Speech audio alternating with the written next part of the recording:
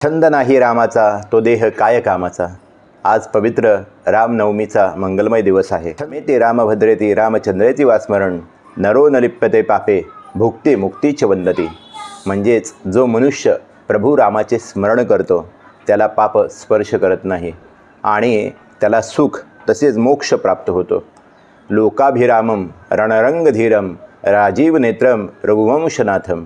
म्हणजेच आम्ही करुणेचे मूर्त स्वरूप असलेले प्रभू श्रीराम हे मर्यादा पुरुषोत्तम म्हणून ओळखले जातात।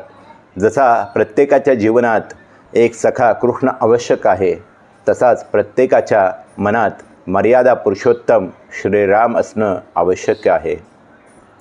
रामराज्यात सर्वजण सुखात आणि समाधानात राहत होते, कारण प्रत्येकजण मर्यादा धर्म आणि सत्य याचे पालन करत होता।